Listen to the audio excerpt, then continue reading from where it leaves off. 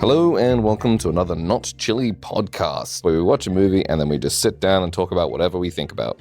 This is a special episode because it's actually the first of a series of episodes. We met up with a friend, Tony, who is just as much of a Star Wars fan as Josh is, and we thought, how about let's just do a whole series, and we're going to hopefully get through the entire Star Wars trilogy, as well as the original trilogy, the current trilogy, and the prequel trilogy. And we just wanted to discuss it because these guys are big fans of the show, and I'm just kind of like, I do enjoy Star Wars, but I'm kind of more just the guy that sits there and asks the really stupid questions. So I think it's like a really good dynamic where we can kind of I just throw my silly questions towards these guys, and these guys answer it, probably half rolling their eyes in the meantime. So sit back, relax, and enjoy. All right, so I'm rolling. Let's struggle between good and evil and shit. Awesome. Hi. All right, welcome. Obviously, we have Josh here. Hi. And we have Tony. Hi there. I think we were talking last year, what was it, like halfway through last year, about doing this exact series, which we're just starting on the next season, the next year. Star Trek. Star Trek. Woo! Ready? Yeah, I love Star Trek. It's amazing. What's The your favorite reds, thing about the Star Trek? blues, the yellows. My favorite thing is I don't think I've lasted more than 5 minutes in any of the films without falling asleep.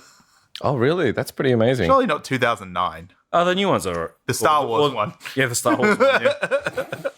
So did you ever get through a whole Star Trek film by watching it 5 minutes at a time and just passing out?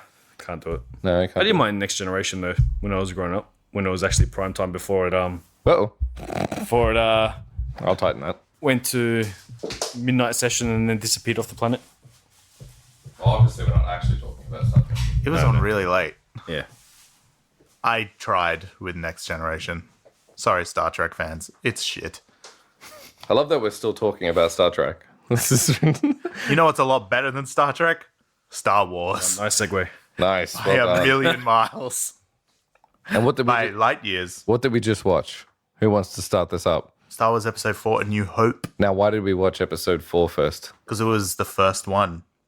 And back in those confusing times where you used to say, "Oh, watch Star Wars on the weekend," and you weren't sure if you were talking about Star Wars or one of the other ones, Yeah. because you never called it A New Hope, even though it was called A New Hope at the beginning. Yeah. It was just known as Star Wars. Yeah, what was the whole idea of like calling it number 4? Because he had the ideas for the trilogy. According to George Lucas, anyway, he says that for the prequel ideas were sort of the initial concept, and then he says that he didn't have the technology at the time. That's basically what he said, wasn't it? Yeah, I think that's his excuse. Yeah. So what 4 was like the easiest one to accomplish. It doesn't. didn't have It doesn't really. Maybe he had that in his head somewhere, but it doesn't really line up. It's not in any of his notes that I'm aware of, and he also there's things that also don't make sense, like the mask idea of Darth Vader, which is like so much of to do with his background. That wasn't George Lucas's idea either. That was Ralph McQuarrie, yeah. the concept artist. It was just to help him breathe in space. Oh. Because Ralph McQuarrie said when he steps from the Star Destroyer into the blockade runner at the beginning of the film, he said there would be a little gap and that there would be a vacuum. And so everyone needs to wear helmets. So do we know a point in which, like, because the dudes inside the ship obviously don't have helmets. They don't. So was there originally supposed to be a point where he takes off his helmet and he's like, I'm Darth Vader? Basically. No. That was early. Really. Bear in mind, like, it used to be Luke's Star Killer and Han Solo was a green lizard. So shit changes. Really? Yeah, and Wookiees were Ewoks and Ewoks were Wookiees and Yeah, you know, something like that. all kinds He of wanted Wookiees originally in Return of the Jedi, but easier to get little people than big people apparently. Really? Well, I don't know. Maybe it's cheaper. I think it was the whole thing with. That's a different movie altogether. We'll get to that one later. Yeah. Yeah, that's right. But on the set of American Graffiti, which was the film he made before Star Wars, the reason they let him make Star Wars, that's what he told Richard Dreyfuss, one of the lead actors on that film.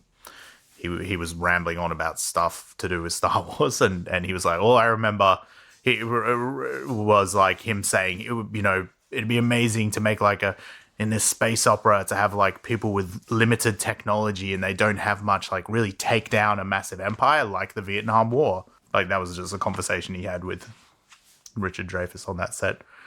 So, you know, people that shit on Return of the Jedi for the Ewok stuff, saying it was just marketing, he had clearly had that idea in the early 70s. Yeah. And then the marketing. It's like, So, do you like A New Hope?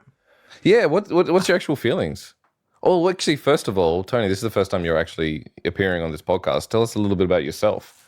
How do you know Josh? And obviously, I know you through Josh. So go for it. Used to work with Josh back in the day for a publishing company. And just, yeah, I think the first thing I remember about Josh is this is your life. Somehow our conversation at work was, you know, if you could have any movie prop or thing from any film be real, what would it be? And apparently Josh said lightsaber, and I agreed. So And then friendship is formed. Friendship is formed instantly. I think our friendship really started to like balloon probably around the time leading up to the time, and then after Disney bought Star Wars. It was sort of like leading up to that. When was that? 2012. 2012, yeah. Yeah. When did you get married? 2013, 14. 14. Oh my God, for a second I thought that was like 2 years ago.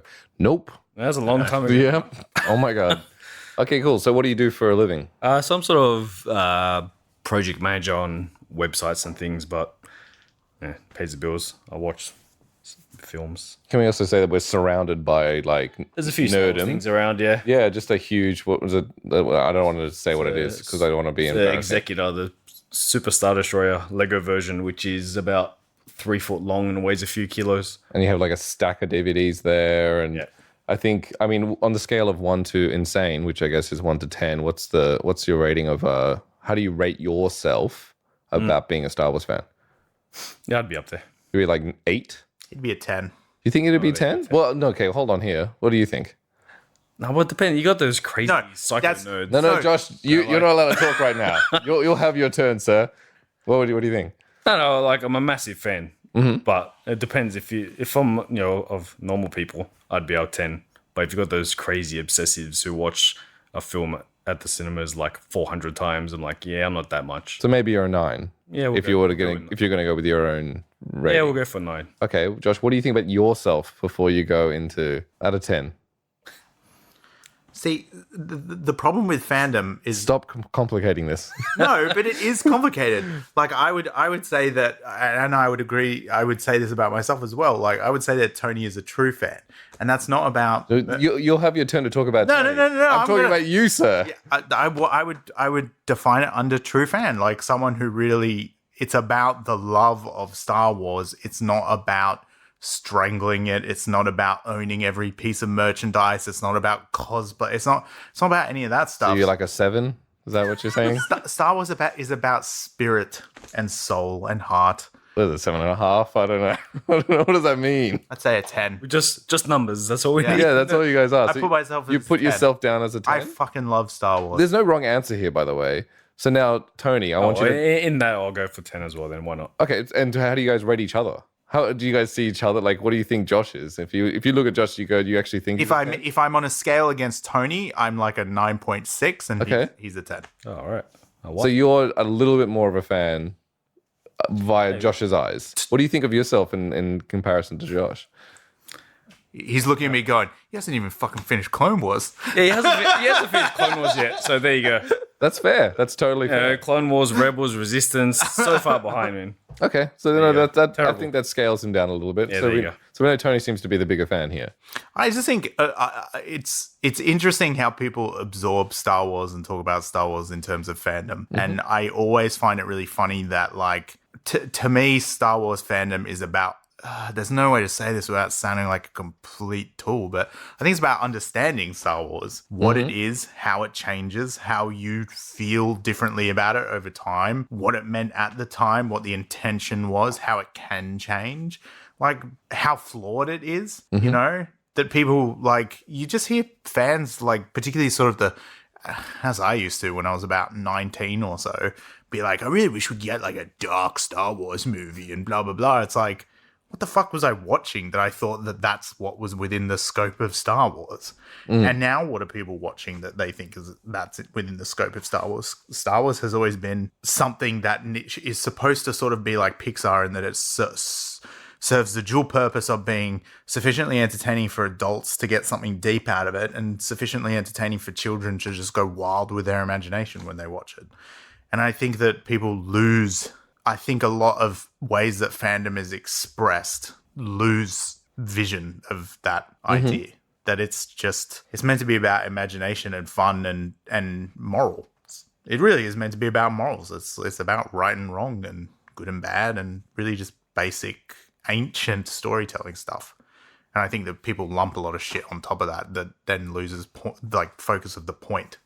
Is that something you feel, Tony? Yeah, I think when you're young, you just see, oh yeah, they're the good guys and they're bad guys, and then maybe it's just experience with life. People become more cynical, and then they expect more out of something that was never there. Like Star Wars was never, like Josh was saying, like massive dark and disturbing things. It's like, yeah, there's dark bits in it. In all the movies, there's disturbing bits, but it was never the whole movies like that. It's always had stupid jokes in it. We saw in Star Wars that we just watched. There's jokes throughout the whole thing. Maybe they're not as on the nose as some of the other movies are, or there's no fart jokes or anything like that. But it's always been there.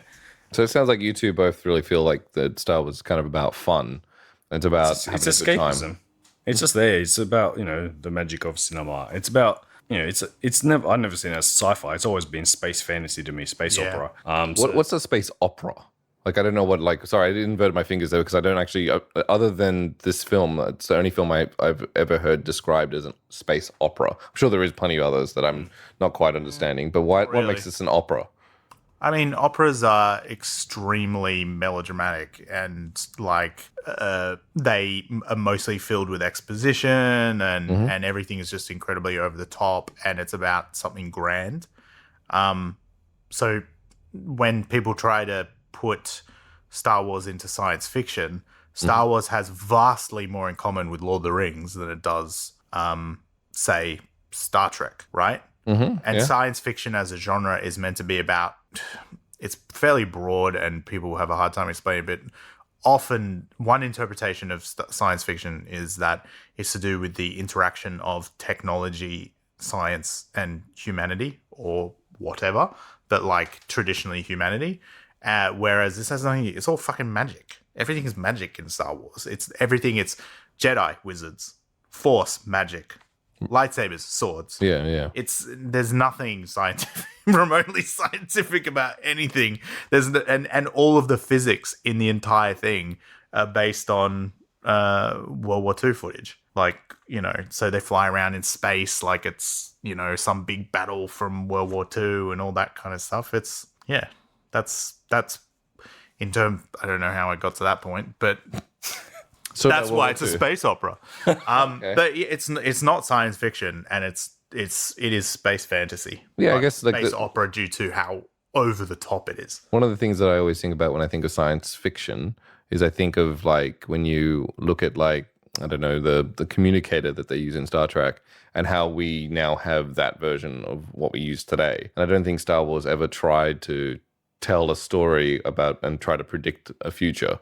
It always just told there was a movie about that it was similar and that it's just complete bogus and it just uses oh my god, what am I saying? It's Harry Potter. If you look at Harry Potter and you go, they just used a whatever device, whatever it is. They don't care. They're just trying to tell this story. One of the key things is that when people are talking about Star Wars and you just as someone who gets rubbed up the wrong way easily about Star Wars stuff, you just sort of have to frequently let things slide. Otherwise, you're the person that's screaming at people on the street for things like, I don't know how many times I've heard this, but I really want a future like Star Wars. And I'm like, it literally says at the beginning, a long time ago in a galaxy far, far away. This is an ancient story. Yeah, there's nothing to do with the future. Yeah, that's right. What are you talking about? So it's not even a human future. It's just nonsense. It is just nonsense, and it's amazingly beautifully crafted nonsense. It's just a fantasy story that has pulled from a lot of classic forms of storytelling and then, used it in the modern context. I mean, in the entire history of humanity, you couldn't until that time tell that story. It was impossible. You just, no one could have even imagined it in their heads if you wrote it as a book. It's just a film that Was 2001 Space Odyssey before this? Yeah, 1969. Okay, I mean, not saying that you could tell the same story, but there was some amazing space kind of maybe not flying ships. There is, but it was very much based within the realms of supposed feasibility.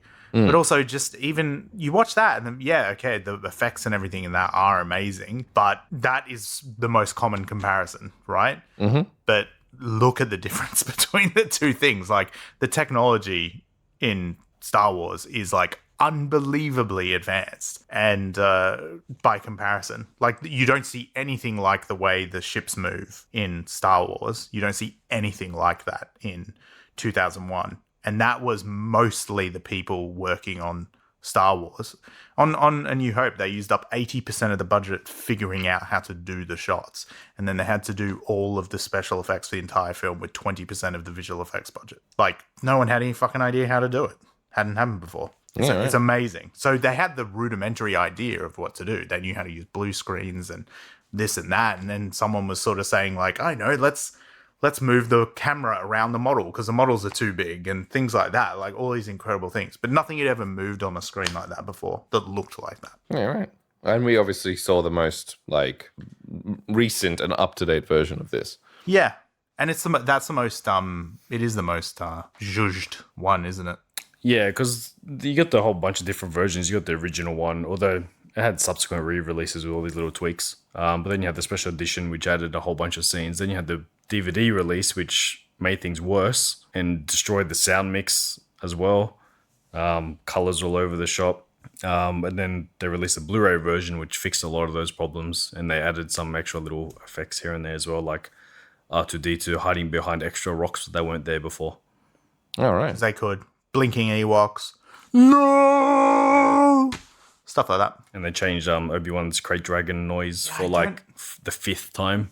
Yeah. Well, let's start this off because I guess let's get to the actual movie. Yeah, right. Because this is important because this is technically going to be the first. I can't imagine I might release it the way that we're recording this. So everyone knows that we'll release it how it was released rather than chronologically, storyline wise. And it's important that we get a context of what you feel about, you in particular, Tony, that what you feel about the whole series and how it. We just want a perspective on that before we even start talking about this specifically. But now I can go back into the fact that Darth Vader was actually just a spacesuit, even though it didn't make any sense. But they kept it along. We kicked down the doors of the ship. I mean, it's a really kind of cool shot of the spaceship kind of flying through. I don't even know. You know all the details about what it's called? What's that spaceship called? Blockade Runner and the Star Destroyer. Thank you very much. 10T4. Well, there you go. Even more detail. Specific name of the ship. It's the Blockade Runner, yeah. This is the 0.5 that he gets. Can't remember the name of the Star Destroyer, though. Oh, I feel bad. Yeah, I don't remember. This is disappointing. Yeah, I know. What kind of nerd am I? And what can I say about the stereotypes you hear about Star Wars is straight off the bat the most inaccurate shooters in the world, those Imperial soldiers. And we see it I don't know. I just couldn't help but. Is it me that has such a critical eye, or is it just something about the way that even that first scene was just kind of clunky and slow? It was quite a slow paced fight action scene, or am I just YouTube generation? It was just stuff flying everywhere and covered with mist, so you couldn't really see what was going on, all very claustrophobic. But it gave that sense of, it's chaotic in there. And we're getting boarded by these people, we're running for our lives because we can't match them. And that guy at the beginning, I always thought it kind of looked like Han Solo when I was a kid. Oh, yeah. And I'm oh, this guy's going to be a great character. And then he gets killed in about 3 seconds and it didn't happen. But, Rebel number 3, you mean? Yeah, that guy. Well, yeah, because it is. I don't know. I think I am very jaded in the way that I watched. It's an amazing opening sequence. Yeah, you think so? Oh, even to now, like watching it now, you still think it's amazing? I think people are too adapted to everything's happening all at once, immediately big films. I mean, that's that's like, I think that it's a really good opening sequence. Everything's chaotic. You don't know what the fuck is going on, and then all of a sudden it's like, here is the bad guy. Okay, that's fine, and she's our good guy, and you're like, okay, I've got no idea what's going on. there's some empire thing. All right, fine. It's the thing that is so amazing about Star Wars in 1977, and when you watch it now, you just go, that's the magic part of it. That's the fantasy part of it. It's not sitting there going, it's not Star Trek and spending 45 minutes telling you like exactly the political situation in the fucking galaxy. It's just going straight into catch up. Oh, and by the way, we just gave you all the exposition. Yeah, well, that goes back to Piot's question from about 3 hours ago when we started the podcast. Was why is it episode 4? Yeah, right. It's like, and that's exactly the thing. You're in the middle of in media res or whatever they call it, where you're in the middle of it. Mm-hmm. You're not saying, all right, here's the beginning. That's what the prequels are for, telling the story, how it all came to that situation. But this is now you're dropped right in the middle of the battle, and you work it out. It's like Darth Vader comes in. Oh yeah, he's wearing black. Black cowboy. The black hat of the cowboy. He's the bad guy. Oh, the music's evil. Oh, that's the bad guy. Oh, look, he's a young girl dressed in white, and there's this nice melodious music. Oh, she must be the good guy. Just using it's just filmmaking to just immediately catch you up on stuff and give you an idea of what's happening. And then you catch up as you go, and everything is really spelled out for you. But that opening sequence there's so many little details in that opening sequence, but just to this day, the things like the effects and stuff blow my mind. One of my favorite things about that opening sequence is like once they're inside the ship and all the lasers are going everywhere, how they hadn't figured out really how to rotoscope depth. So everyone's shooting forward, but most of the lasers in most of the shots are sort of flying right to left and left to right and up and down and stuff like that. And they don't really ever look like they're sort of traveling into the background. They don't look like they're traveling in Z space.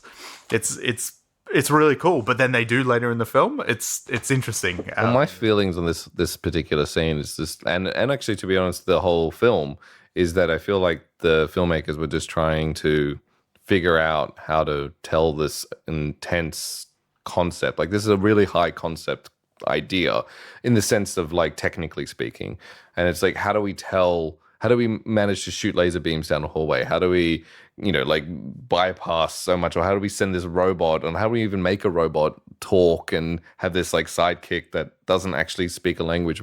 But we can understand it through how other people react to it. Like, this whole film is like a setup for the rest of it, even though it's a kind of good film in itself. But I do feel like I feel like the film trips on itself quite a lot.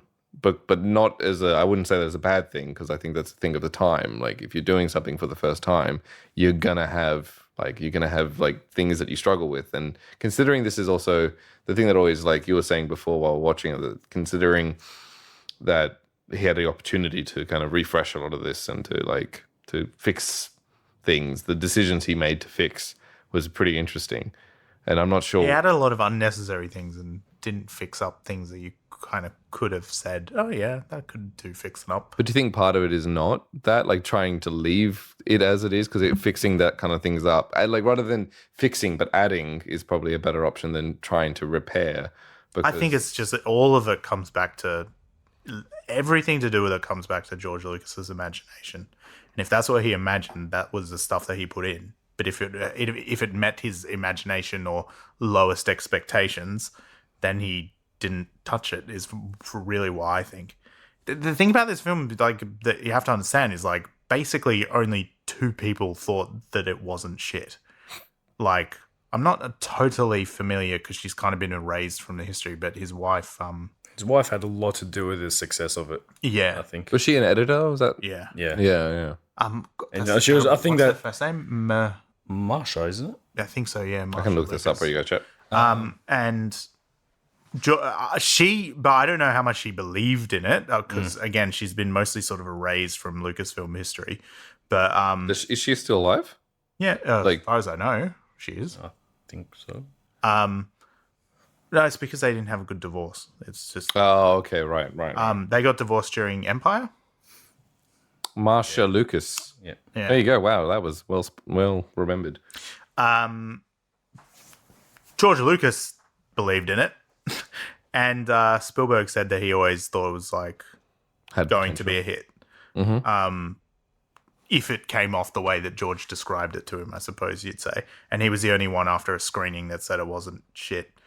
So, you know, that's the context within this film got made. Is imagine having the cinematographer, the producers, the actors, the financiers. Imagine everyone standing around you saying, "This is so fucked." Yeah. Like that's the environment Star Wars was made in. So, And I feel like you can see that. I think that you can. I think that you can see that it was something that was held together by one single remarkable person who just, despite being clearly a horrendous communicator and not a good director in the true sense, he didn't sell it for $5 billion for no reason. He made something magical. Well, I think he also filled a void at a time where that's what it needed. Like, this is what, like, I like to believe that there is a lot of chance in this film because it is kind of awkward. But once again, I'm also seeing this from a perspective of a different time. Like, I'm looking at it now. I literally just watched episode 8 on Blu-ray, borrowed the copy off you. Might look visually a bit. Yeah, It's a little bit different. but even it's not even like, obviously, like, you guys are being sarcastic, but it's so different. Every single, like, it still happens to retain some of the kind of charm that is Star Wars, but it's imagine if you perfected the craft of telling a Star Wars story. I'm not saying that it's the best like Star Wars movie. It's because A New Hope is the Hobbit to the Lord of the Rings. Like if you read the Hobbit, it doesn't feel really Middle Earthy, particularly near the start. It kind of feels like, when is this set? What? The Hobbit was our first, right? He wrote that for his kids as a thing. Years Like, before. oh, here's a ring for this sorcerer. Sauron didn't exist. Yeah. Yeah. And so it was like, It's sort of been reworked back into mythology it was a bit afterwards. retconned. So it's that thing of like, that's kind of what this is. It's like, I just want to make this one, and if I can make it, and if people go and say it, I want to tell a lot more of it. What do you think about it? What do you think about George Lucas, Tony? What's your kind of like? Because Josh seems to think he's some kind of messiah, which I'm not. No. I think unfortunately he became a victim of his own success. He will only be known now for Star Wars, and I'm sure if Star Wars was a moderate hit, not a box office busting juggernaut, he would have made all these other movies, and who knows what we would have seen. But now he's just all right. He made THX, American Graffiti, and Star Wars. Did he make anything else? Like as a director? No. But I mean, we're talking about the man who put the guys who made Pixar in the same room together. Of course. Pioneered ILM, came up with the idea of nonlinear editing and financed the creation of the first nonlinear editing system. What the guy's done for film is huge, but Modern film stands on his shoulders. It doesn't matter if it's a drama. It doesn't matter if it's a $10,000 indie short film. It doesn't matter what it is. That's a fact. Is that so much of what we do today is thanks to his mind. That's what I like about him, is the big picture guy. As I said, I don't think he's a messiah. I think he's a terrible director. He's appalling with actors, and that's 90% of that job on set. He's notoriously bad with actors, and it shows in the performances in anything he's touched. But, as a big picture guy, he's amazing. He's incredible, and the things that he's been behind. People forget his massive involvement conceptualizing and helping to bring together Indiana Jones. He's not some sort of one note person. He's a really imaginative, interesting person. I think that he's and that's the thing, is that I think that this film is just such a testament to trying to pull something together and get it done. No one even wanted to play it in their cinemas. Fox there was some love film. There was like a romance film. Love Story, I think, isn't it? It wasn't Love Story. It was something else. There was the biggest release of that summer, 1977. that they had all their money behind was this romance film that was based on a best-selling book. All the cinemas had rejected screening Star Wars, and 20th Century Fox turned around and said, okay, but you all want to buy this romance film, right? The requirement for screening that film is you have to have at least one of your screens showing Star Wars. That's the only reason cinemas even had it. That's how little anyone believed in this thing. He went on holiday, completely cut off from communication in Hawaii when the film came out.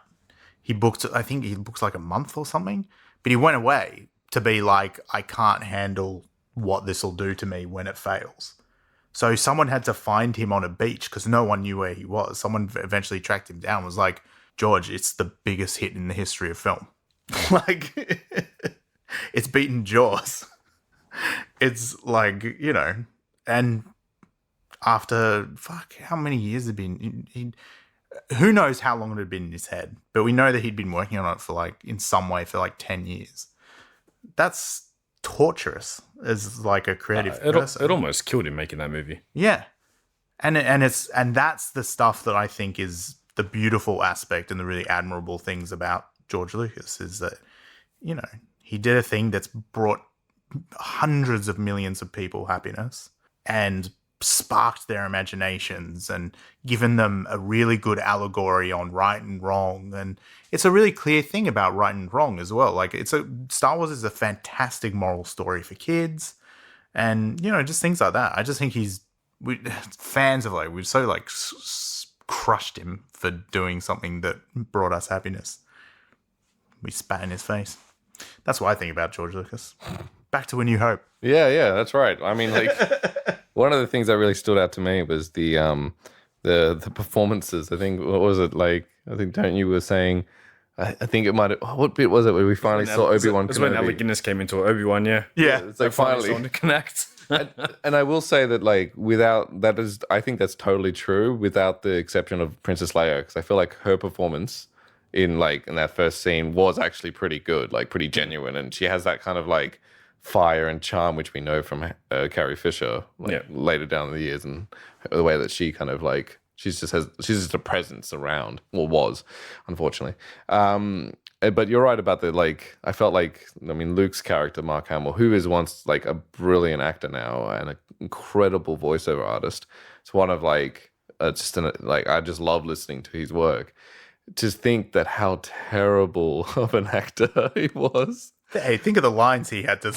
No, right. Didn't have much to work with, really. No, it could be completely true about that. I think that it's like you were saying before about directing. It's like he wasn't directed right. The lines weren't exactly there for him. He was also very young. What, like, do we have any history about him? It's probably like 19 or something at that time. I think he was 20. Yeah, around there. Was he wanting to be an actor? Do we know this, like, the kind of story? Yeah, he had acted in things before. I think it would be on TV in a couple of small parts in movies. Yeah, he had little things. Okay, so he wasn't. It's still unknown, though. Yeah, George Lucas had an obsession with, like, it's why Harrison Ford wasn't supposed to be Han Solo, because George Lucas had worked with him before. He was a carpenter helping out with something, wasn't he? And he just got him to do some readings. Yeah. While they were casting him, and they couldn't get anyone better. Yeah, so he was a good one. Like, he was like, who are our best actors? Because I didn't mind Darth Vader, but I know that was his voiceover. Like, oh man, fuck him, fuck David Prowse. I don't give a shit. It was that the original that person guy. in the suit. In the suit, He's like the most resentful. I don't know. Wouldn't you be resentful if you're like you were just acting? He got more resentful after. Well, he didn't know the voice was happening until Star Wars came out, and then obviously that happened. But then he got more resentful when, you know, Vader gets unmasked in Return of the Jedi, and then it wasn't him.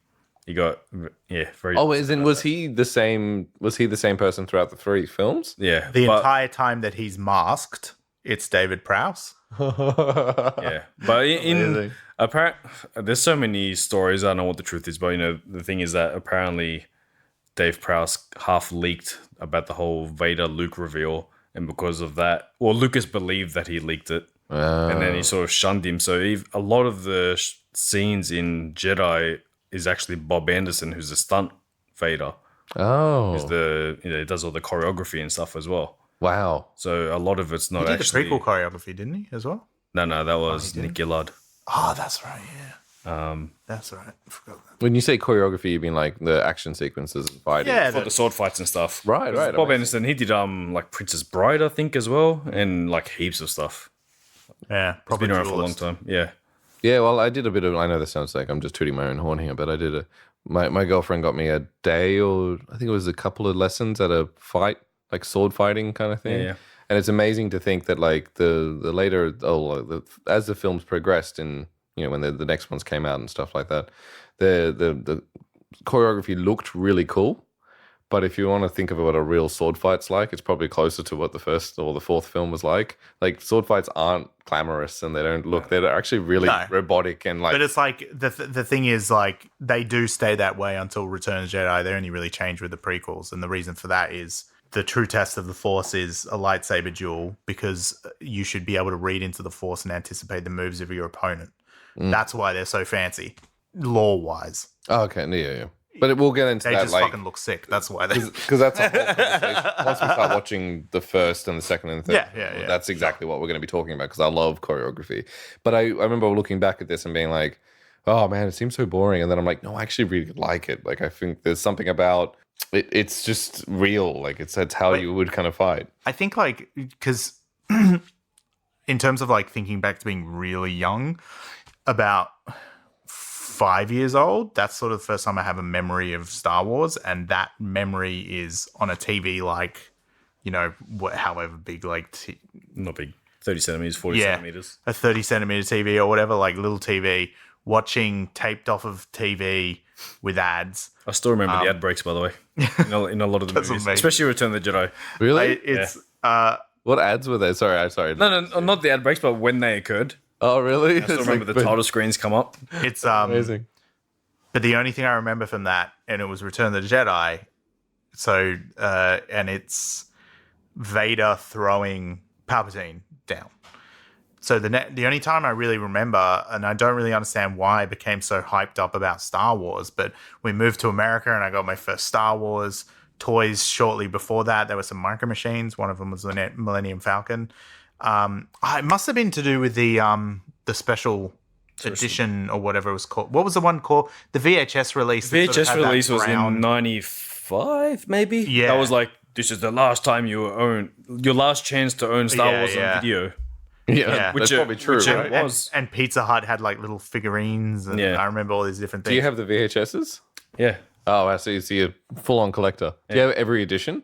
Could you play us an edition that is like pre? Actually, well, technically, my brother's got the original VHS that were released for the last time. Then we got the VHS version of the special edition. Mm-hmm. And then after that was just there was nothing else after that until the DVDs. Would you go back and watch Episode 1 had a VHS? Oh, well, episode 1, 2, and 3, but you didn't. Yeah, they had. I got episode 1 on VHS. I even imported a copy with a special edition cell, which is useless. The play at the end. What? Oh, special edition. No, a cell. You know when they used to give those little cells? Oh, look, a cell from the movie. Do you mean like a frame? Yeah. There's only 900,000 of them. Yeah. But I think it was really 1997 when I was 10 years old, so perfect Star Wars age. That's when my mind was blown. I was living in America, and they announced they were going to have them in the cinemas. And I think my dad was visiting when we were in the States or something. I can't remember. But we went to see it, and that shit blew my mind. Like, well, so you don't really remember watching it much before then, the cinema? I don't have memories. I know that I'd seen it, but I hadn't been like crazy. Do you have like, I mean, you're a little older than us, but do you have like a more like vivid memory of your experience of watching Star Wars? Well, You're only like 1 or 2 years older, aren't you? I don't know. Am I? I'm 33. Well, turning 33 this year. It's the same with this guy. Yeah, a couple of years older. Yeah, so that's nothing. Yeah. That's really. I remember like 97. I remember I was like teenager. I watched them at the cinemas, having watched them about 1,000 times on video, taped from TV. So you remember them at the movies? Because I can't remember, obviously. Because special editions, yeah. Yeah, the second time. I wasn't born when they first came out. So I'm so 1977, 1980, 1983. Oh wow, okay, yeah. They weren't at the cinema again until 1997. Yeah. Okay. And they came out a month apart? Yeah, something like that. Yeah. So no, I can't really remember. Like I remember they've always just been there. Sort of. I can't remember the first time I watched it, but at the same time, I can remember initial thoughts of things. Like I said before, that guy in the hallway I thought was going to last a long time, and he lasted 2 seconds. I remember little random bits like that from all the films. But I can't like specifically remember. This was the first time I watched it. Did you guys resonate with like any character in particular? Do you guys remember like this A New Hope and be like, oh my god, I really loved? I was boring as a kid. Luke was always my favorite. Like I just always liked the good guy. Yeah, I've always been more Luke than Han, to be honest. I always thought Han was kind of a dick. He was. He is. Yeah. He was that cool guy that got all the girls and you could never care. The whole laser thing, because I really want to hook up with your sister. There's a whole story about that. My sister then, so it's all right. Like the change of when had like he's at the bar and like dude like goes to shoot him and he shoots him first and he dodges or whatever and That whole controversy. Yeah, so like that's obviously like that plays into he's a good guy. When did that happen? Did it happen right at, like was the original version he shoots him first? Original version, yeah. Greedo doesn't get a shot off. Okay, right. First one, he just like he just kills him straight off, and then there was the special edition where they changed it so Greedo shot first, but it was done really poorly. Yeah, it's like he's half a foot away from him and he shoots and misses, and then Han shoots. So it's changed over a few times. So now they basically shoot at the same time. Yeah. It's like the original is better. Like he just shoots him, and there's so many things that they've been changed over time. But I was like, all right, whatever. It's not going to make me ruin the whole movie because of that one little bit. You didn't find Luke too annoying? Like even now, like watching this now again, he's so annoying. He's annoying as like they're trying to escape and he's pressing all these buttons. Like, leave me alone. Because he's a kid. Yeah. I love it. It's the character, I think. But that's why Luke was, the everyman, like thinking of bigger adventure, trying to get out of his small little town. Like the scene where he looks at the binary sunset, I think is still one of the best scenes in all of Star Wars. Oh, that's like that's right at the beginning, right? That's when after his uncle says, "Oh no, you got to stay here," and then he sort of relaxes out. So good. It's beautiful. It is beautiful. Yeah, but that I love that shot. That whole scene is like it only goes for 20 seconds, 30 seconds, but it's some of the best Star Wars. And you totally understand where he's at. Like it's just he's so trapped by this thing. Do you think as kids you'd feel the reason why Luke kind of resonates is because you'd feel like Luke, like the whole world, your parents are trapped. You can't do the things you want to do. You want to adventure. You want to. Yeah, totally. Yeah, I think so. Josh, you look like you're disagreeing with this concept. Just for me personally, I was just too young to understand. We've had conversations about this before. I was just a very, very naive black and white sort of good and bad kid. So for me, it would have just been literally like Luke's the good guy, the hero of the story. Therefore, that's my favorite. Yeah. It would have not been more complicated than that. Yeah, but I think it's sort of like, I don't know, I had an active imagination as a kid. Like, you see that, it's like, oh, he wants to go on an adventure. And obviously because of these movies and, I watched so many fantasy movies before then, like, like Sinbad and all these Robin Hood and all this sort of stuff, like classic movies. Probably not before I watched Star Wars, but, when you rewatch Star Wars, it's like, yeah, you want to go on these great adventures and see all these fantastical things. Obviously, it's not real, but, you wish it were real. So you connect with him that way. I think so. Yeah, right. What about Obi-Wan? What do you guys like about him? It's a bit hard. In the context of this film, I find it hard not to, because of how amazingly the prequels handle Obi-Wan. I think the problem is for me now, he's quite polluted by that. Yeah, I can't. He's such an amazing character. Yeah, it's hard. It's hard now because the prequels have been around for a long time now. It's hard not to associate the two. So it's hard. It's hard to even remember what I even thought of the character before then. Like he was never my favorite character as a kid. No way. I think I liked him as a I had nothing against him. No. He was cool, but he was like it was good, but wizard guy. Yeah, and he never really did much. He's like, all right, he walked around. He's still got some great scenes, and especially now in context with the prequels. Everything you say, you have that in the back of your mind, and it changes everything. Nice retconning by George Lucas. But yeah, I think he wasn't a standout sort of character as a child watching the film. There was nothing standout. Whatever. He had a boring fight scene with Vader and then dies. But it seems like now, like he seems to be, like you said, because of the context of the rest of the film. Now he's a standout. Yeah. So like, what's now? Like, speak about how you feel about him as a character now. What makes you, without describing his history, what makes Obi-Wan so interesting to watch in this film? I still think he's hard. Yeah.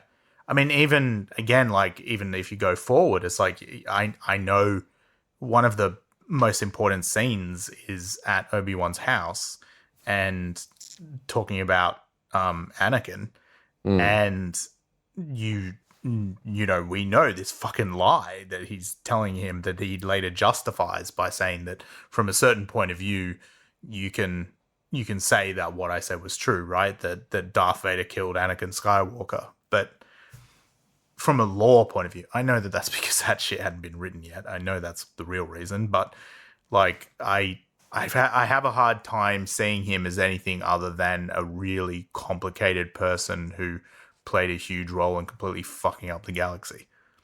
That's you know, it's his naivety, it's his hypocrisy, all sorts of problems lead to what happened. And he's hugely responsible. And I think in A New Hope, because that performance is not connected to that grand scheme, because of, you know, that sort of standalone nature of the original film, it almost feels like he's sort of being like, well, I'm over that. I think there's an ego to him, which I didn't think of when I first watched the film years and years ago or whatever.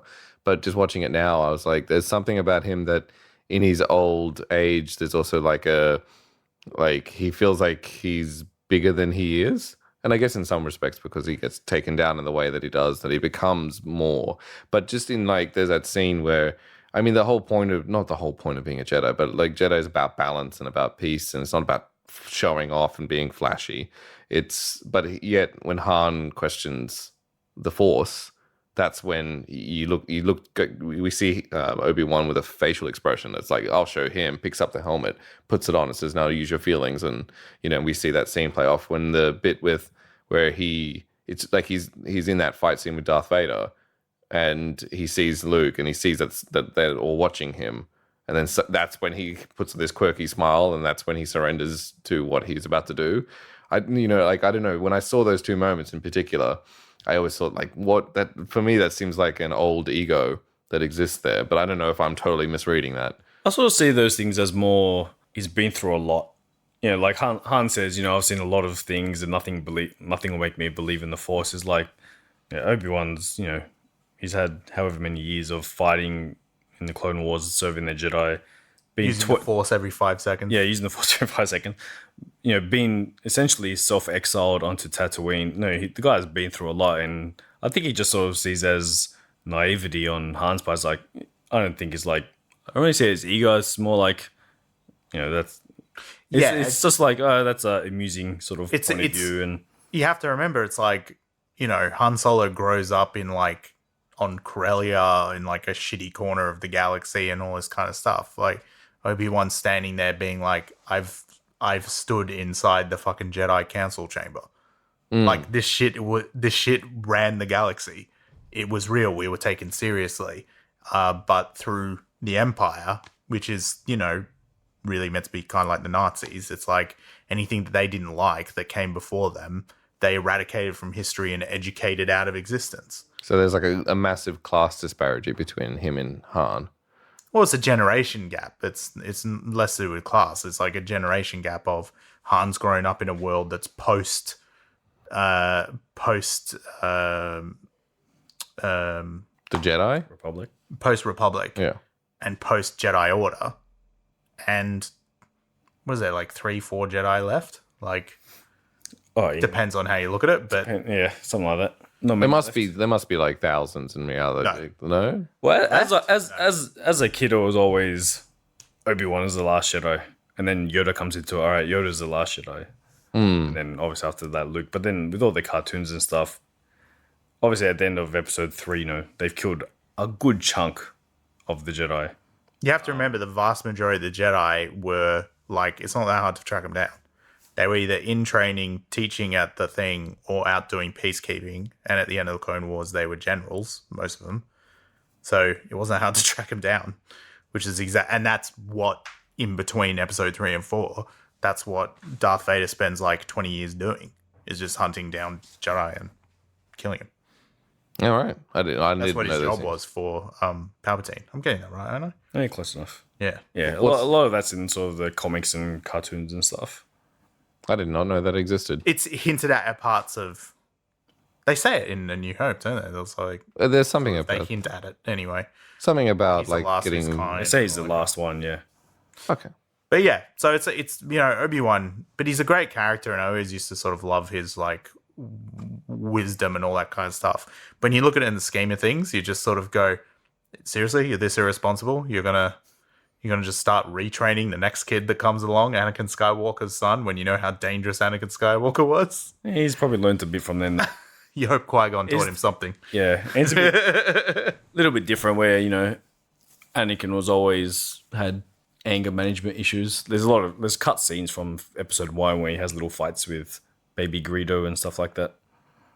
So Anakin was always a problem. Anakin always had sort of problems, whereas Luke sort of, I think it was more... I remember... well, it's a different movie, but anyway. No, you can say it. I was going to say when Yoda goes to him, he's you're too old to begin the training. He's like, man, he's only 20 years old. And then they said Anakin was 2. Yeah. He's like 8 years old. It's like, fuck. Gotta be a fetus. Yeah. What is it, Master Skywalker? Yeah. Is it there's more of those really terrible lines? And the younglings. We'll cry about episode 3 later. Yeah, of course. It's a long way away. So yeah, it's that's basically how I feel about Obi-Wan, to be honest. But yeah. Anyway, so then they get to the Death Star. Well, yeah, they get sucked into the Death Star. I mean, we still have obviously Leia. What do people feel? I feel like this. I feel like I want to go through the characters because really we all know the story. And when I was starting to write down like the bullet points of like what happens, no point in going through the story. Well, yeah, everybody's kind of seen it, right? Not even just that. It's like there are And if so you haven't, many. shame on you. Shame. You're just saying that to Laura, right? Oh, she's one of the 9 people. What she actually listens to, yeah. And but like I was writing down like I think I got to like 15 minutes of the film and I'd written down like 20 plot point changes. I feel like they couldn't get enough of trying to tell you a new story in it's almost every shot was a different story point. I understand that like most films every shot is useful, but often every shot tells one story, whilst this kind of felt like every shot was telling one part of a big story that will eventually come together. I guess it's like, you gotta remember, when it first came out, no one's ever seen this before. There's all these, what the hell is that thing with little midget things shooting a robot in the desert? Yeah. This big vehicle thing, and there's all these other dead robots lying around looking depressed. And you don't know what's going on. But I guess it's, even watching it now, it's like, there's 20 minutes of like no human characters besides sort of Leia. Yeah. And they're just walking around. I remember even as a kid, like it was like that 20 minutes for like 2 hours as a kid. Oh yeah, that would have been It's like so slow. that's why I never sort of watched Star Wars as a kid. Could you imagine It was kids just now? so slow. Yeah, you watch Empire and Jedi. Yeah, I watch Jedi like all the time. Like with the attention spans of kids now, could you imagine? It'll be tough for it. Well, it was tough for me to get through it as a kid. Yeah, and it's tough for me to get through it now as an adult. Yeah. Like and it wasn't, sorry, when I say tough, I mean, it wasn't like the hardest thing ever. It's just, I was like, man, this really like. Yeah, but I guess Right. like what I guess I was trying to come around to was Yeah. it's they're establishing that whole used universe that you've never seen before, and the whole thing being plonked right in the middle of it. And it's like, yeah, this stuff is happening, and it's sort of good how he does it where they don't explain everything to you. They don't handhold you through it all. You experience it. You're going through the adventure with the 2 droids, and you're just, all right, that's just what the universe is. Yeah. And the fact is, it works. It's that you might be going, what the fuck is going on for a while? But the fact is, like, it really works. Because what the film teaches you is, like, I know you're looking at weird things, there's big ships, there's lots of things going on. That doesn't matter. Like, that's what they're saying, is like, this shit all just works, everything's fine. This is the world that they all live in, it's normal to them, catch up. It does very, very successfully. So what do we? No, it wouldn't be a fucking gigantic hit if that wasn't true. So what do we think of Leia then? Let's go on to her. I thought Awesome character. Yeah. She's so spunky and Because I remember before, she's not a princess in distress. well, she kind of does become that, right? Yeah, well, she gets kidnapped at the beginning, but you see that her resistance to the mind probe is considerable. Like, she's a strong character, And then when she gets busted out, she's the one who takes control of everything. Yep. And she even lies, like, to... Yeah. Was Vader in the room? He was in the room when she lied. Yeah. So she managed to lie. Yeah. Yeah. It's on Dantooine. She lies and her entire planet gets blown up In front of her. regardless anyway, in front of her. But I guess like before then, like how many strong female leads were there sort of before? Like in that kind of princessy sort of role. Like you look at all the classic adventure films, the princess never does jack. Oh, yeah. She's just always there and they have their... They're the reward. They're Yeah, the prize that the hero wins at the end of a fight. So, you know, she turns that cliche on its head. Especially for its time. I mean, I guess because once again, she does fall into the tropes of having to be saved. She does. It's almost like she's she almost makes fun of the tropes a little bit, but in the same vein, she is kind of a part of it, being the princess. She doesn't really fly any of the ships. She doesn't take part in the other than the kind of. But the thing that's interesting is like when she gets captured, her main objective is to get the Death Star plans to her people. That's one of the fundamental differences as well. She doesn't care about her being rescued. She cares about those plans getting to the rebels. She will die for that cause. That's what the difference is. They go to rescue her because they're like, oh my god, we need to rescue her because she's Pure a princess luck. in distress. They just happen to be there. Yeah. Yeah, true. And then she's like, her thing is, cool, okay, you're rescuing me, but where are the plans? Yeah. You know, she's not going, oh wow, thank you, you've rescued me. I needed rescuing. She doesn't care about being alive. Yeah, she's more annoyed that those people are slowing her down. She needs to do that. So there is actually a huge difference there.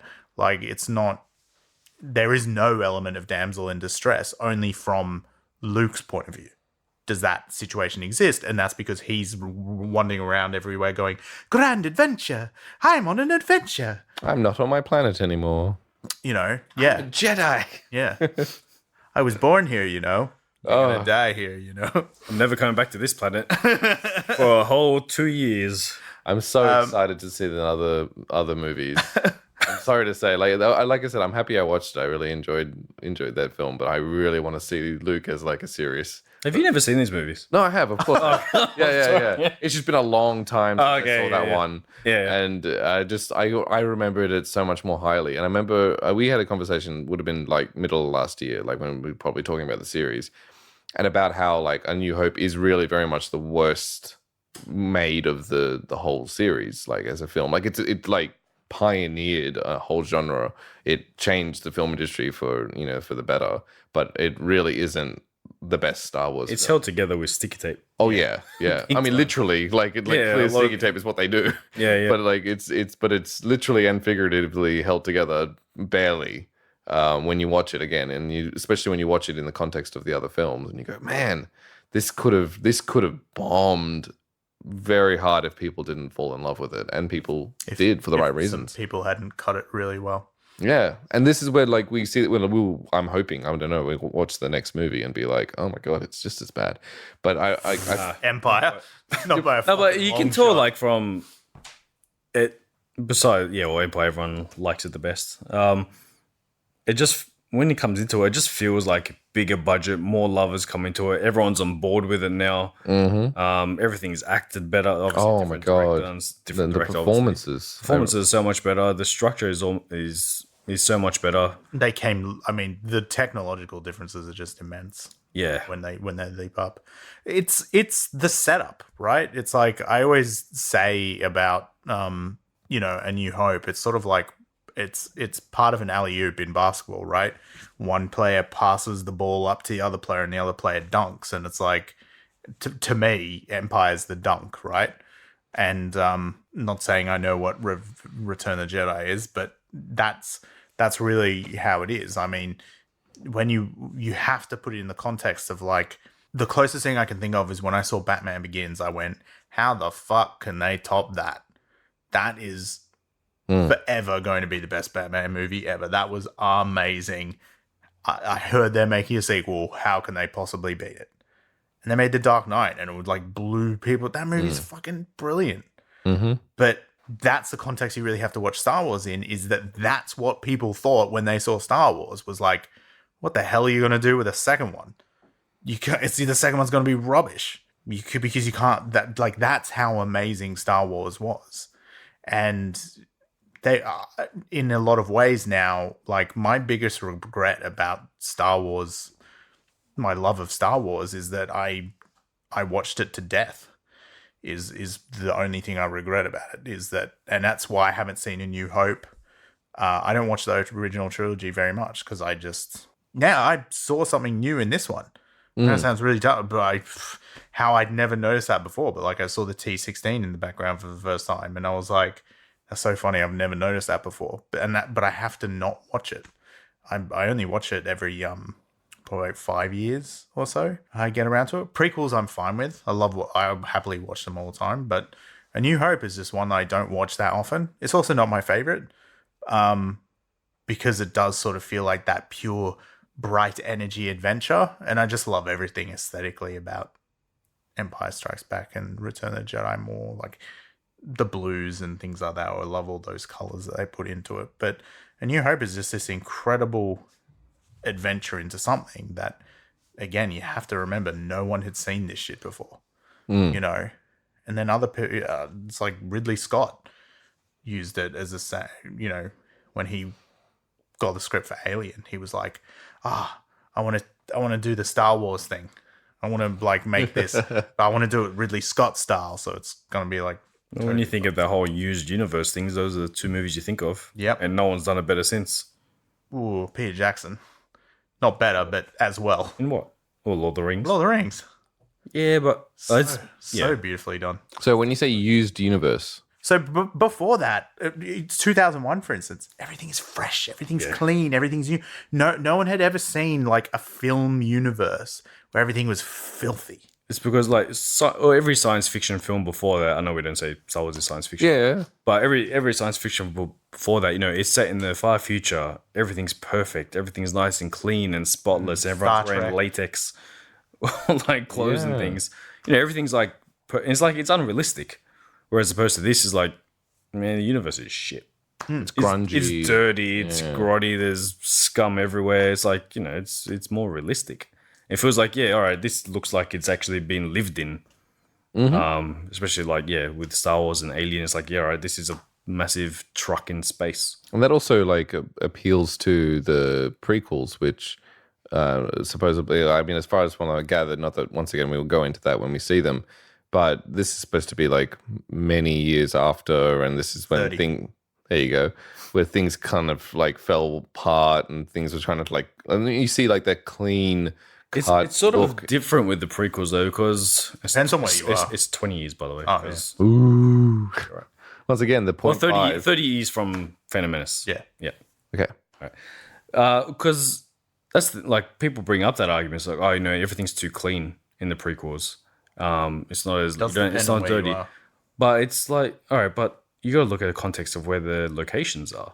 In Star Wars, like the original one, they're all sort of dirty. They're on a desert planet. It's all the rebels, all the lower end of society. Whereas with the prequels, this is the Jedi and the politicians. It's a totally different class of characters. But when you go to Tatooine, it's shitty. Yeah, exactly. It's like there's nothing nice about that. Or if you go to Geonosis, that's shitty. The other thing I remember when I see that comparison is like I see, because when I see that dirtiness and that grittiness, and then I see like I see it as a power struggle. So right now we have the Empire is at its strength. All the Empire stuff is all clean. Yeah, it's beautiful. Like everything, like other than the fact that in Blu-ray we can see the scratches on the perfectly shined everything and everything. You can see the details being broken apart. But generally speaking, it looks all clean cut. And when you compare that to the Rebels, it's like wires hanging out of the wall, and that's the difference. And I imagine the prequels talk about a time where the Jedi have a lot of strength and power. So many things to do. It's like, when the idea behind the difference of the looks of the ships in the prequels and stuff, like the Naboo starfighters and things like that. That's from an age where you didn't need mass-produced war machines. That's what happened with the Clone Wars. So the shittiness of sort of things like the X-Wings and the TIE fighters and all that sort of stuff, that comes from that time. Does it come from does those ships come from necessity? Yeah. Or so it's not like, so that's why like the the luxurious kind of, I guess, I don't want to go into the film, but I guess if you're going in prequels, you're talking about the fact that those ships were designed for more like a look and a class and aesthetic and less like practical. And they only need to make a few of them because it's just about defending a few spots on your planet. Whereas like these people are creating gigantic mechanized fleets of like galactic conquest. That, you know, it's the difference between it's the difference between needing like 100 tanks before World War II and realizing you need 40,000 tanks halfway through. Mm-hmm. That's sort of the real difference. And I love that shittiness of the stuff that the rebels have, because what they have is essentially, you know, the offshoots of what was Republic technology that sort of like split off, and then God knows who their manufacturers are. But a really cool point about that I noticed is that like the difference between the Empire, is that what they're called? Am I saying that name right? Are they the Empire or like? It's the Galactic Empire. The Galactic Empire, whatever. The Empire. But when you compare their ships to like the Rebellion, you notice that all the Rebellion ships have like an R2 unit or something, or a robot unit in there that maintains the ship mid-flight.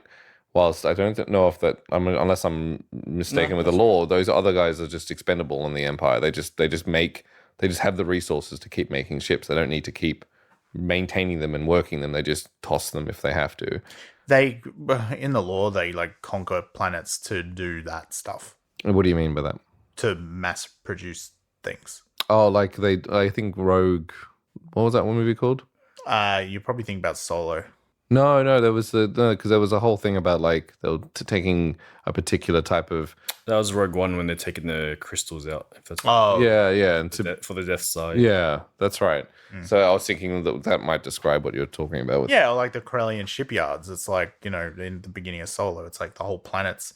Yes, they have the Corellian shipyards there, and they make really amazing stuff, but they go into overdrive when you see they're making fucking Star Destroyers and all that type of stuff. Yeah. Like they require massive amounts of thing, and that's part of the thing is that, you know, how can you make Death Stars? I mean, obviously it's complete and utter bullshit, but if you can conquer an entire galaxy with the technology that they have in Star Wars and enslave people and force them to churn stuff out, that's what's happening. That's the stuff that they don't, because you're with the heroes all the time in Star Wars, you don't investigate.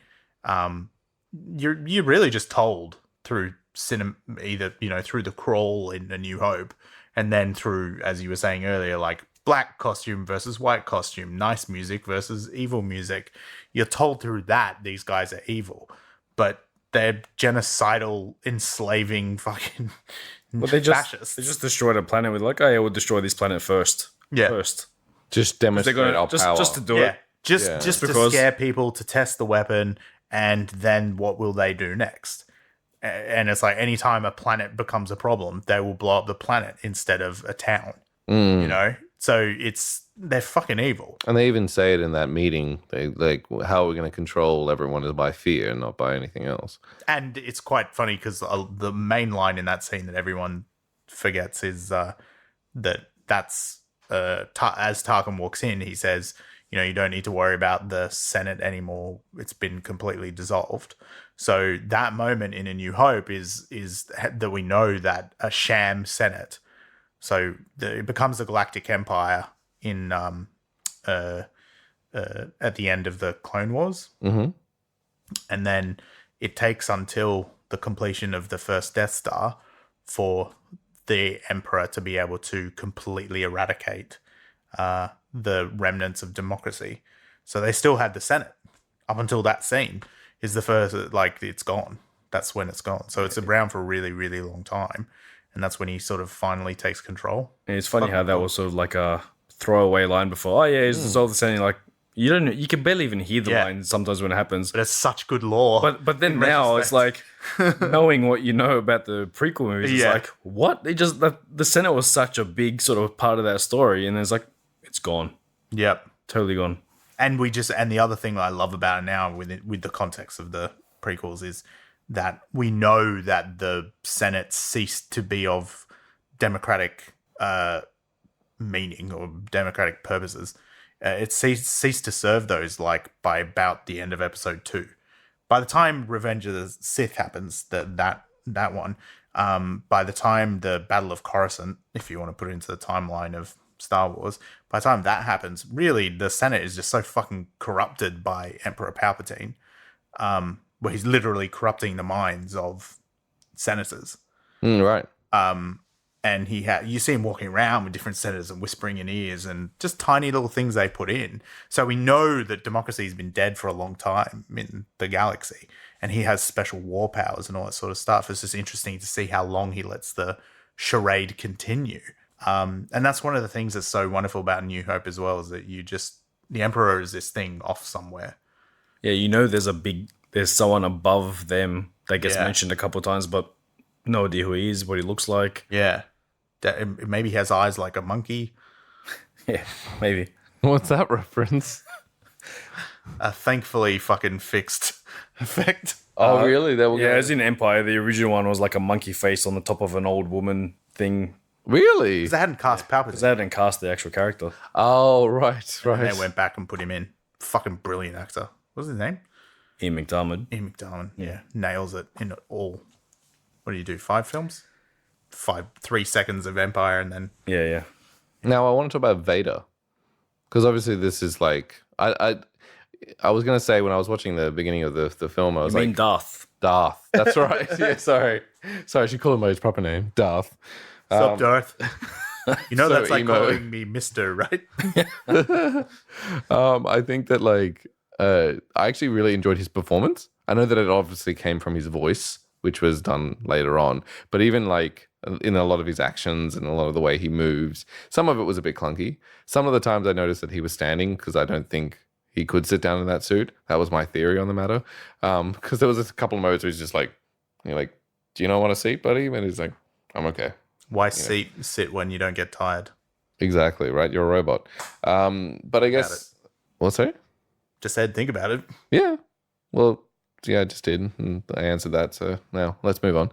I did really enjoy him as I did find him as a really good performance, even though there was nothing to it other than the voice. I don't know what you guys think of your feelings towards that. I mean, we know that David Prowse gave it his all. When you watch the footage, it's not duh. When you watch the original footage, he's fucking committed, going for it, because he thinks that his fucking Scottish accent is gonna go through the mask and not be 80 yards later. Christ. Well, so it's a Is there footage of hearing him talk through the mask? Yeah. You'll be able to find it on YouTube pretty easily. Oh my God. And it's horrendous. Yeah. It's appalling. It's like, get me the plants and bring them, and I want them alive. And It's not that bad. It's fucking terrible. That's amazing. But he's giving it his all. But, James L. Jones, brilliant, Southern Shakespearean actor. I think he might have the chops to pull that off a bit better. Thank fuck that's who they chose. But C-3PO was meant to be dubbed as well. And then they went around in circles and they went, he's pretty annoying, actually. Let's use him. Keep the original. But look. Is he a pawn, Darth Vader? Yeah, that's what I always found interesting watching this movie originally. It was I have a feeling I watched Star Wars before the rest of them, but I can't remember. But in that one, it feels like he's an underling. He's like an enforcer. He's not actually sort of in charge at all. And it's not even the Emperor. It's this dude before him that... Yeah, it's sort of it feels like... Tarkin. It feels like you've got the Emperor, then Tarkin, then Vader sort of in that level. But then obviously when Empire Strikes Back comes around, it's like, all right, now he's in charge. He doesn't have a sort of boss, immediate manager above him anymore. He reports to Rey. But is that because he gets killed, that Tarkin gets killed in that Death Star? Because that's what... There's no other Grand Moffs in the cinema thing. But there was an interesting thing I read ages ago where it was normally it would be someone of a lower level than Vader to go and hunt down the rebellion, but it was Palpatine was so pissed off about what happened to the Death Star that he was fucking go and fix this Vader. There's recent comics basically that came out. Oh, the Vader series? Yeah, I think it was the Vader series, yeah, where basically Emperor's got the shits hard and the Emperor's annoyed that Vader basically was involved with the Death Star being blown up. And when you think about it, he's been making that Death Star for 20-something years. It's first sort of shown in episode 2. And you see it start being built at the end of episode 3. So it's 20 years, and thanks Vader, you just helped blow it up because it was his idea to let them escape and find the rebel base.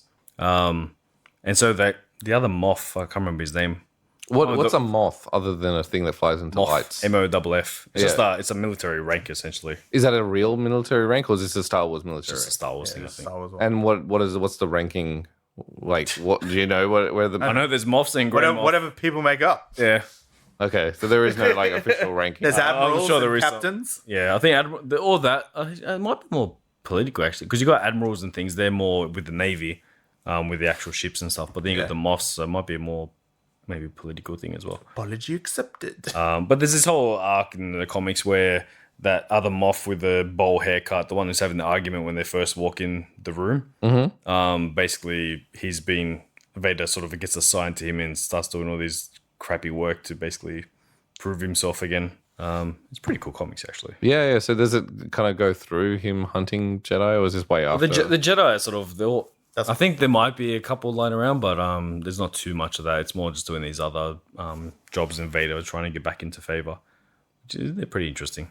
It is an interesting concept. It's kind of funny because like I had always felt like he was super important. You always felt like he was number 2. Like you had the Emperor was the boss, like in the context of the original trilogy. Emperor was number 1 and Vader was number 2, but it's not real. He's not. It's like Vader is just like you're my enforcer. You're almost a because representative. Palpatine uses it, and again, like once you see the prequels, you realize that he will just take anyone on as his apprentice that suits him at that time. And that's one of the things I love about Star Wars is that, as we see later on with like, you know, Vader pleading to Luke, is that there's just no loyalty whatsoever in any of that. You know, Palpatine decides that he wants to have Anakin instead, and so he just like, you know, has him cut off Dooku's head, and he's like, yeah, I'll make you my apprentice now, kind of thing. It's pretty. I mean, he's been grooming him before that, but it's that thing of Palpatine's just gonna use whoever. But that's kind of the premise of the dark side, I imagine, isn't it? Like that. It's all selfish. Yeah, It's that's all for right. personal gain, essentially. Yeah, and we won't get into what they're like doing with the, you know, newest films, which I love the concept of, because I'm really excited to talk about the way that they're trying to kind of destroy the black and whiteness of Star Wars.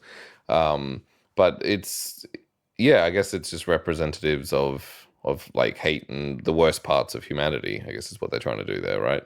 Yeah, it's just, yeah, it is just really good and bad. But and Vader is just pure In that movie, evil. yeah, that they over time to have a better idea of how to handle that. I think it's really. Yeah, I have a feeling like in this original movie they didn't have, like, Lucas had some ideas of backstories. You know, he obviously has a history with Obi-Wan's little, you know, Vader killed your father. So he has some, but even from that, it's like, all right, he was a good Jedi, but he turned bad, and that's about it from his story, really. Yeah.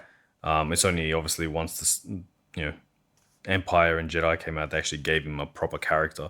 Because really, there's not much to his character. No, he's just we fear him. And that's it. Yeah, he's like, oh, he's a bad guy. You don't want to mess with him. And we don't even fear, like, we only fear him. The only fear that I get from Vader, I guess he's in the ships and he's chasing them down. But like I was like going to say, there's no real confrontation with our main. Like we don't see him confront. But we know how powerful he is, right? Like, Yeah. that choking scene is enough for us to go. Well, pretty much every scene he's in, just fuck? about. He just walks in, surveys the damage, lifts a guy off the floor, Yeah. throws him against the wall. You see that. You see when he's force choking someone. You see him. He kills Obi-Wan. He's then a good pilot. It's like, But yeah, him and all over Luke the never. place. Yeah, they never have like a one-on-one kind of interaction. Or yeah. It's in a murky area because it's just not a lot of it. Everything that is happening in this film is serving just this film.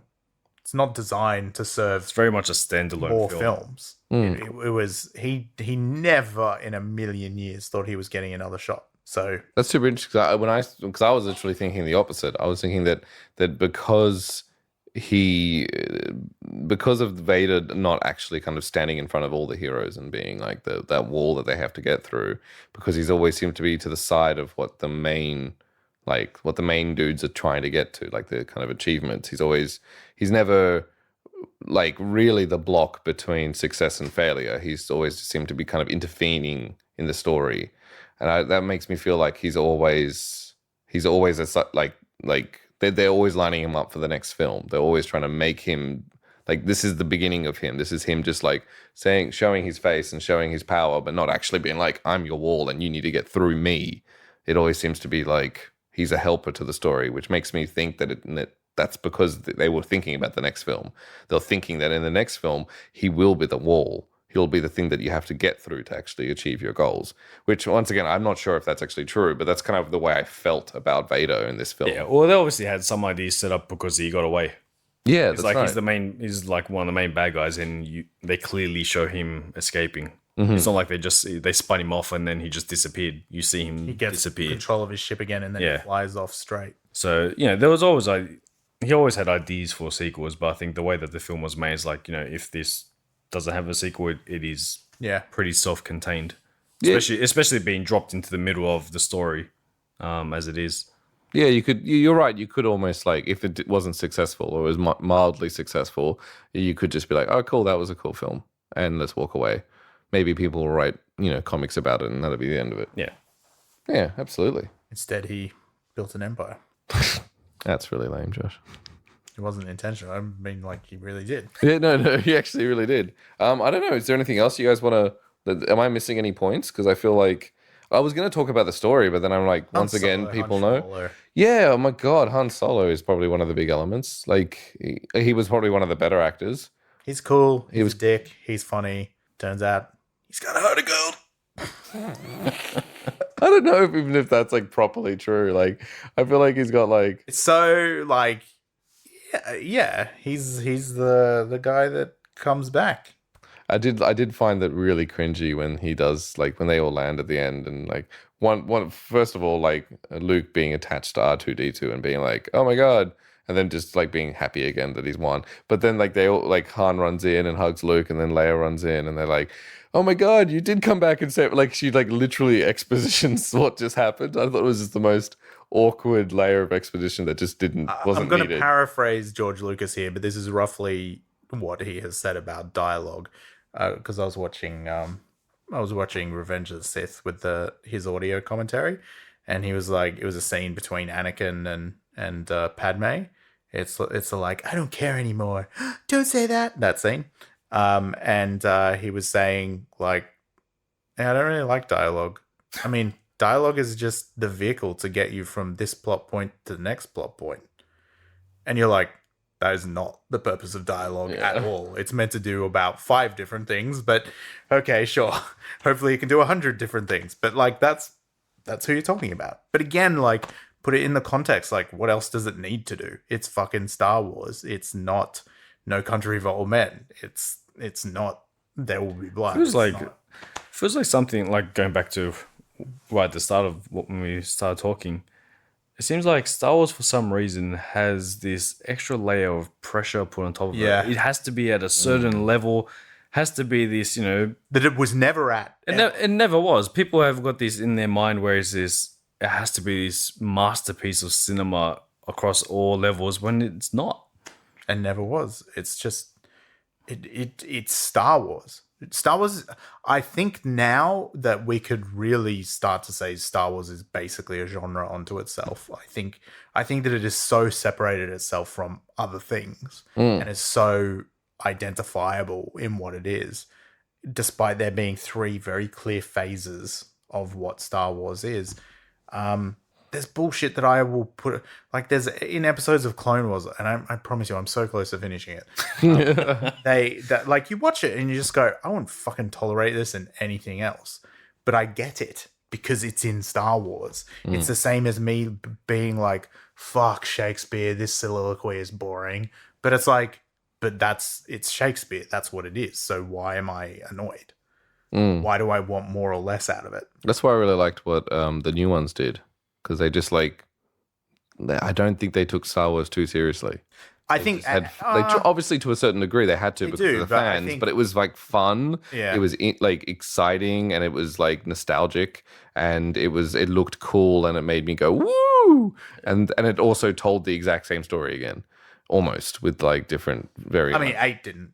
That was the whole point of 8 was just to be like. Arguably, 8 did. Like when you take it apart. Oh, sorry, 8. Or am I thinking? No, 8 because obviously 9's the one that hasn't come out yet. Yes, 8. When you pick it apart, you go, it's kind of has a lot of similarities to Empire. It's got similarities to Empire and Jedi. Yeah, sort of, they put them both together. It does, but the end result is completely different. The end result is like there's more to the world and the Force than the Jedi and good and bad. There's other stuff. Well, I think that's what I mean.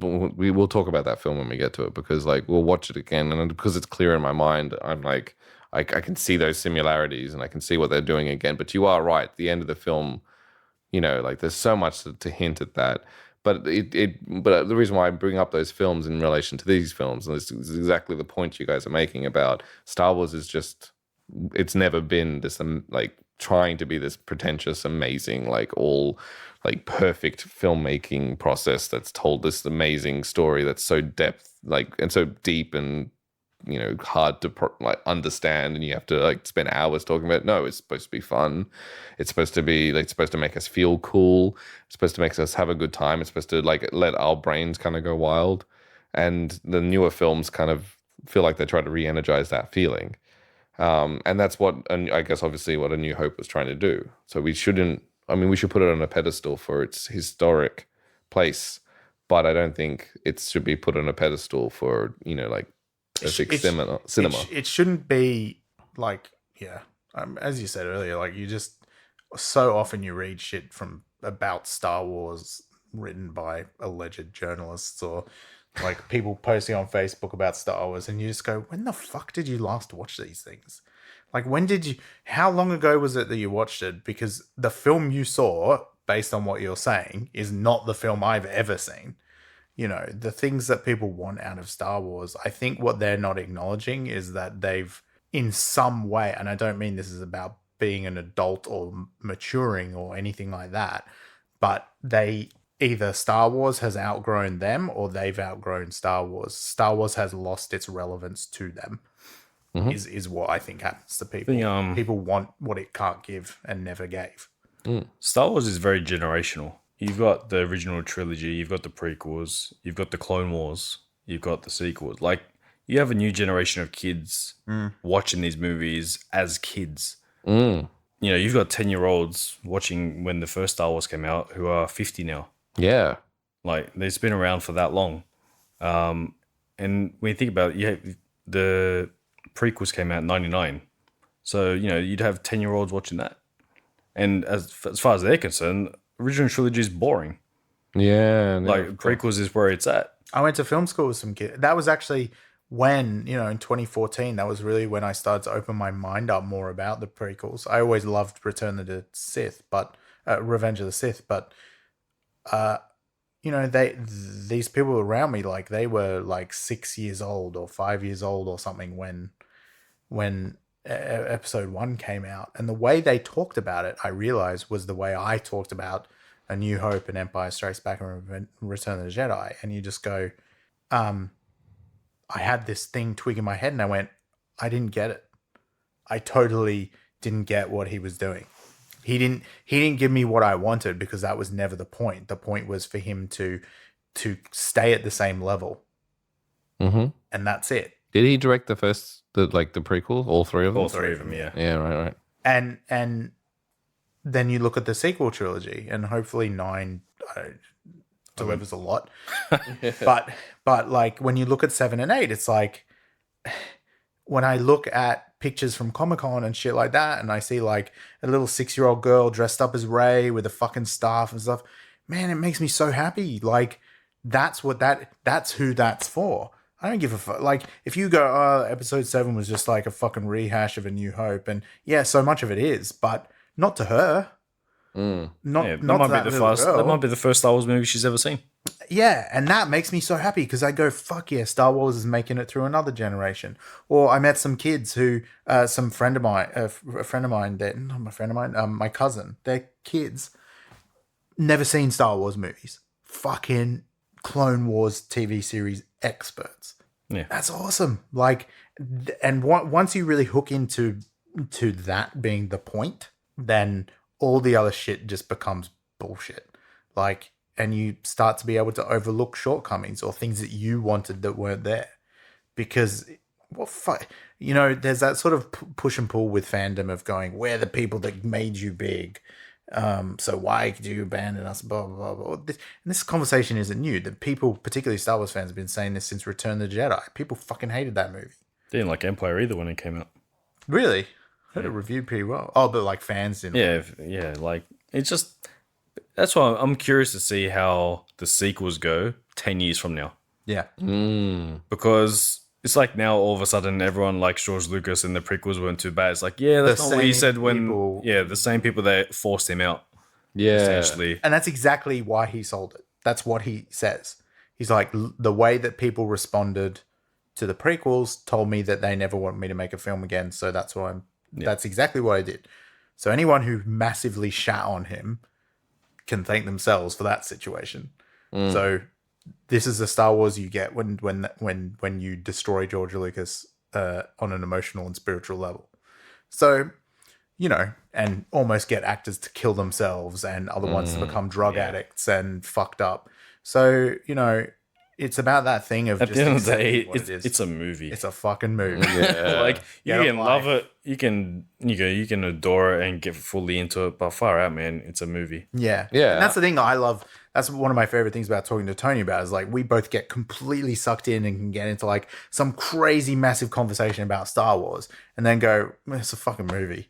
Like that's the thing that I find is really fun about it is that you can sort of have a lifelong relationship with Star Wars that just changes through time. And the other thing that's great about it is there's always something in a different medium with Star Wars. You'll always, not at the moment, but if you go back into the back catalog, you'll find a video game, you'll find the TV series, you'll find the books, you'll find, and it just doesn't matter what it is and if it's canon or not anymore.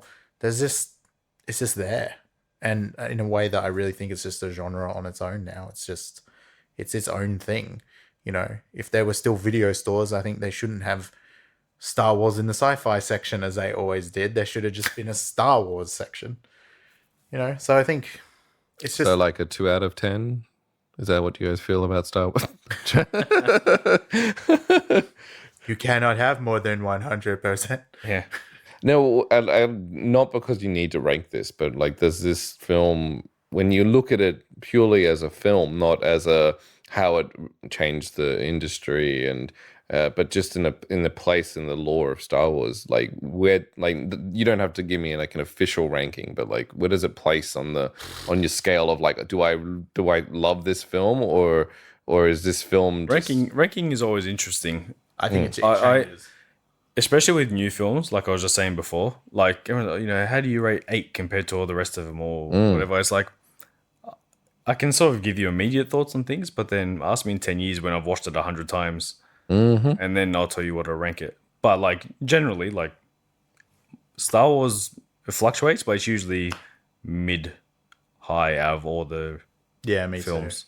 Too. Yeah, do you mean A New Hope is kind of mid-high? Yeah, I think for me it definitely comes below, Empire, Revenge of the Sith, Return of the Jedi.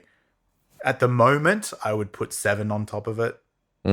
I'd love at 7. The moment I would put Solo on top of it. That's going to change. I'm going to the rankings fluctuate, but like that's how I feel because like as you know, Tony, like Solo blew me away. I just expected a steaming pile of shit and was like, oh, what a fucking fun movie. This is seriously, I love that movie. I just it just totally, as I said, blew me away. But the rankings fluctuate. Return of the Jedi was always my favorite one, and then Attack of the Clones used to be my favorite Star Wars film. Like, you don't even know what's going on anymore. Episode 1 is I think, a much better film than Episode 2. I think when the prequels came out, as they came out, that's my new favorite Star Wars movie. Like, But Revenge of the Sith for me hasn't really shifted. I love that film. Episode 3 is, I think is Revenge of the fucking Sith is still my number one, I think. I'm so excited to get to that because, like, I haven't really watched the prequels. I think I watched all of them once. Maybe the first one I watched a couple of times. I actually really enjoyed The Phantom Menace. I enjoyed the first film, but I really loved the choreography of the sword play. I like wide shots. Forward to your groaning at all of Anakin's lines. Oh yeah, the second film I think is going to be. No, The sand is so coarse. that does not beat. Are you an angel? Oh really? I think Okay. you see the angels in the Clone Wars or something. Really? Or maybe it's Are in you an Rebels. angel? You see the angels. Someone told me that there's angels. In 10 years, I'm gonna bang you. That was always a bit odd, eh? Oh yeah, that's right. It's like you were a little child when you guys met. Like To be fair, she's 17. when they met, and he's like 12 or 8. eight. I think eight. in the story she's younger than 17. I think Natalie Portman was like 17 or 18. Ah, that's right. She's meant to be 14. She's meant to be 14, I think. Yeah. Okay, that makes a Yeah. little less like weird and creepy. Yeah. Natalie Portman was 17, I think, when they shot it. And Yeah, then, something like that. But yeah, that's right. Yeah, it was. She was meant to be about 14. Anyway, we got a lot. That's like a lot of history to talk about, and we've Yeah. probably been talking for Anyway, 2 hours. Star Wars. Yeah. Any final thoughts? Don't watch it. Well, he's not the only hope.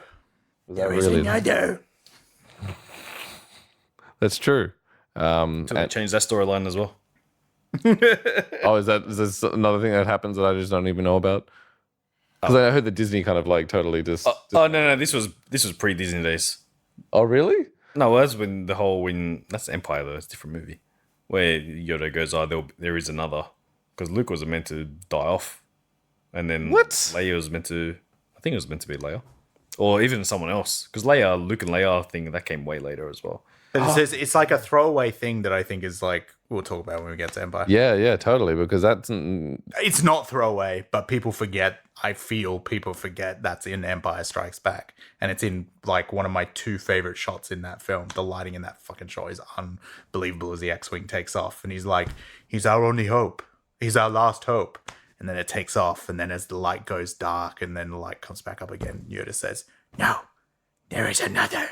Do you know what's So great? you know Luke Skywalker isn't the only one. That so changes shit. Anyway, we'll talk about it later. Well, this is great because it's like a teaser to the next episode. So thank you very much for like doing this, Tony. Thank you very much for being a part of the podcast, Josh. And as always, like I said to Josh, I look at the time. It's 11:38. Every single time I look. Are at you the serious? clock, it's 11:38. As in, like, just in general, or do you mean whenever you guys talk about Star Wars? THX 1138. THX 1138. It's George Lucas's first film. Oh my god, you guys are so nerds. That's why he's like, oh, we're going to. He's a transfer from prison cell from prison deck 1138. Someone mentions 1138 or 1138 features at some point in every Star Wars film. Oh my god. It's the number plate in American Graffiti as well. Nice. Wow. All right. Well, you guys are nerds. Robert So, Duvall. thank you for your time.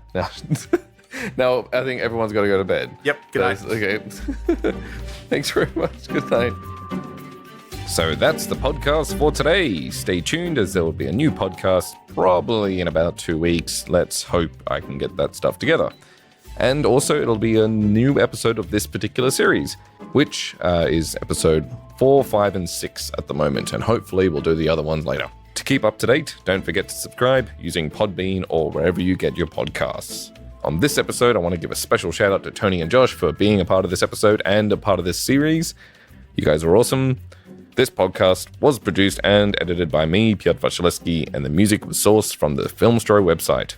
Till next time, thanks for listening.